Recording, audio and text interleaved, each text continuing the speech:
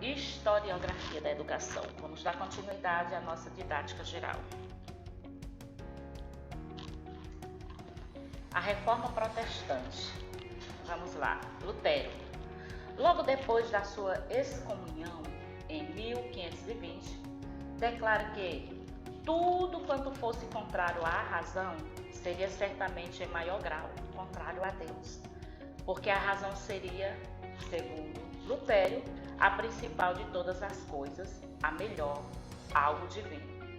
Em conexão com estas ideias que se ligavam à religião, diziam também a respeito de que, da educação, a mesma deve ser um sistema educacional. A Contra-Reforma Católica. A história tem sido, até nossos dias, uma atestante inevitável de que as mudanças e reformas sociais não se operam sem lutas. A Contra-Reforma, ela assumiu o aspecto de luta pacífica, reivindicatória da pureza e da originalidade cristã das doutrinas católicas romanas.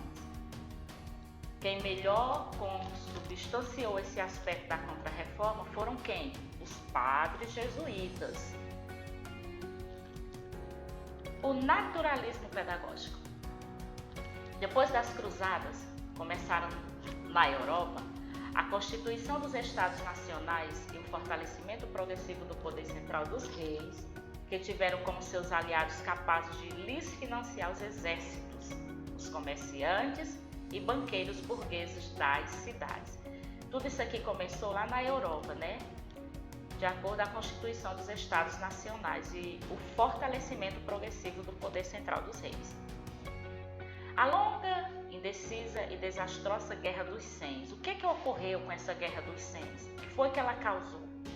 A economia francesa, por exemplo, teve um prejuízo grande.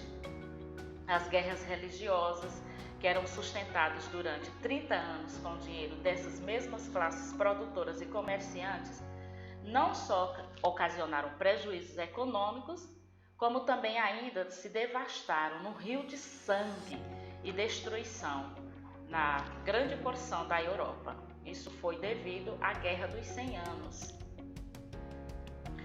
O naturalismo positivava a existência de relações naturais dos fatos, entre os quais os homens que conhecidos permitiam um refluxo sobre essas mesmas relações, que dava sentido a novas expressões. Jean-Jacques, ele foi quem deu a expressão viva ao naturalismo pedagógico, que em França malhou o fim da ilustração, com sua filosofia natural, novamente aqui falando do afeto. Vamos às organizações sistemáticas da educação. Primeiras organizações sistemáticas da educação política. Ela ocorreu no século XVII, que a Alemanha deu os primeiros passos para a organização de um sistema nacional de educação capaz de atender às necessidades e exigências coletivas das escolas. Logo em seguida veio a educação contemporânea, a educação em liberdade, a educação socialista, a educação libertadora, a educação em tecnologia. Essas foram parte das organizações sistemáticas da educação. Vamos lá, o sistema educacional brasileiro. Período colonial. A história da educação no Brasil iniciou-se com a chegada dos padres jesuítas, como eu já falei, né? Em 1549. O que eles visavam, esses padres jesuítas? Eles visavam a propagação da fé. E a educação ao tempo de Dom João VI? Desde a expulsão dos jesuítas em 1609 até a transferência da corte portuguesa para o Brasil, a educação da colônia passou por um período de desegregação e decadência. Sofreu um pouquinho. E o Império? A proclamação da independência e a fundação do Império em 1822. Logo esta proclamação, surgiram novas ideias pedagógicas, que foi a República Velha, a Eras Vargas, República Populista, o período autoritário, a redemocratização e a educação na nova república. Ok? Tudo isso foi lá no Império, surgido em 1822. Vamos falar um pouquinho sobre a classe docente no Brasil. Ser professor hoje é uma tarefa bem difícil. E nessas aulas remotas então, mais prazerosa, pois ele precisa se dedicar e muito aos estudos, à pesquisa, ao seu desenvolvimento profissional e aos seus alunos, né? Transmitir conhecimento às crianças ou adultos é tido como uma uma bela vocação, pela maioria das pessoas. Como toda a sociedade, porém, o trabalho realizado pelos docentes sofreu profundas alterações nos últimos anos. E como sofreu?